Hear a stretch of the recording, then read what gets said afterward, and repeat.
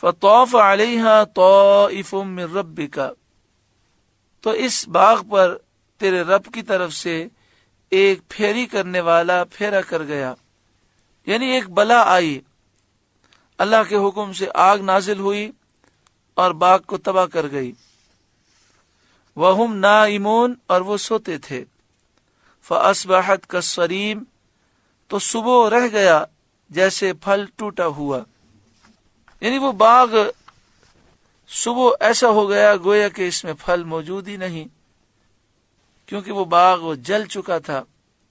ان لوگوں کو کچھ خبر نہ تھی، یہ صبح سویرے اٹھے۔ فَتَنَادَوْا مُصْبِحِينَ، پھر انہوں نے صبح ہوتے آپس میں ایک دوسرے کو پکارا، أَنِ اغْدُوا عَلَى حَرْثِكُمْ إِن كُنتُمْ صَارِمِينَ، کہ صبح سویرے اپنی کھیتی کو چلو اگر تمہیں کھیتی کاٹنی ہے۔ فَانْطَلَقُوا، تو وہ چلے۔ وَهُمْ يَتَخَافَتُونَ، اور آپس میں آہستہ آہستہ کہتے جاتے تھے، یعنی بات بھی آہستہ کر رکھے تھے کہ کوئی غریب سن نہ لے۔ اللہ يَدْخُلَنَّهَا الْيَوْمَ عَلَيْكُمْ مِسْكِينٌ، کہ ہرگز آج کوئی غریب مسکین تمہارے باغ میں آنے نہ پائے۔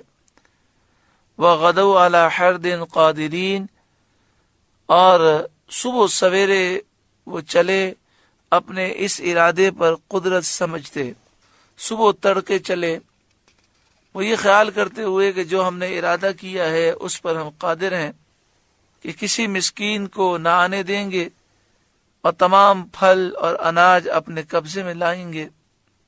فَلَمَّا رَأَوْهَا، پھر جب اس باغ کو دیکھا کہ اس میں پھل میوے کا نام و نشان نہیں، قالوا، وہ بولے، اِنَّا لَضَالُّونَ، بے شک ہم راستہ بہک گئے، راستہ بھول گئے، یعنی کسی اور باغ پر پہنچ گئے، ہمارا باغ تو بہت میوے دار تھا، بہت پھلدار تھا۔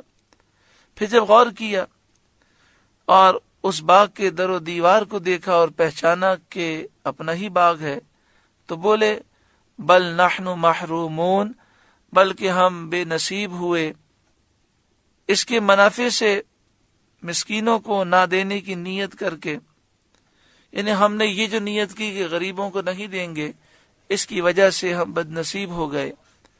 قال اوسطهم، ان میں جو سب سے غنیمت تھا، یعنی سارے بھائیوں میں جو مناسب تھا، وہ بولا، الم اقل لکم لولا تسبحون، کیا میں تم سے نہیں کہتا تھا کہ تسبیح کیوں نہیں کرتے اور اس برے ارادے سے توبہ کیوں نہیں کرتے اور اللہ تعالیٰ کی نعمت کا شکر کیوں نہیں بجا لاتے؟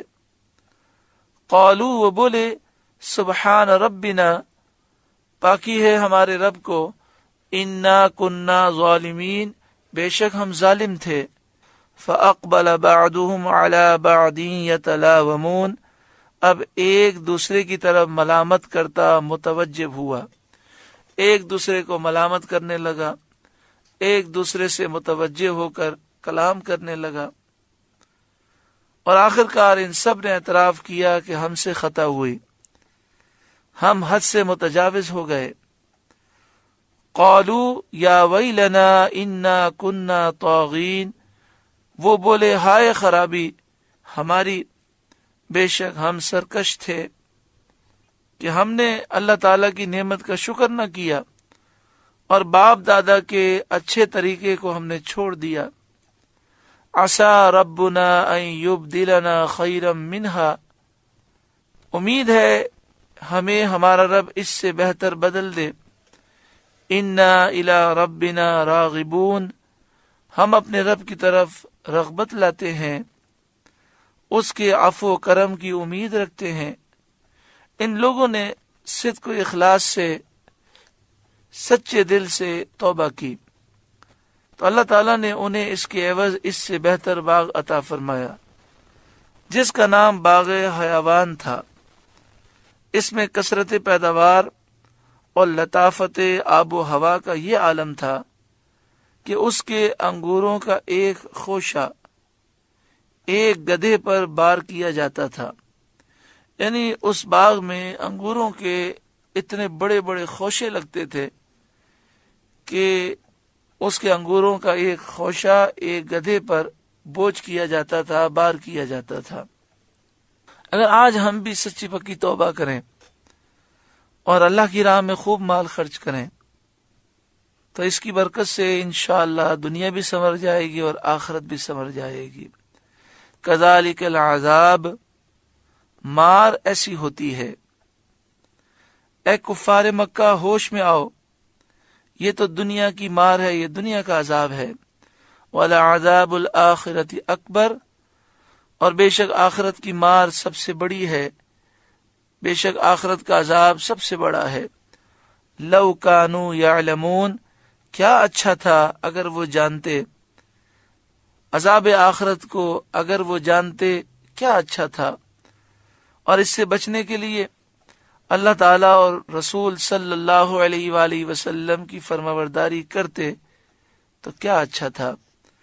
اللہ تعالیٰ ہمیں آخرت کے عذاب کا خوف عطا فرمائے، سچی پکی توبہ نصیب فرمائے، اللہ اور اس کے رسول کی فرمانبرداری کی توفیق عطا فرمائے۔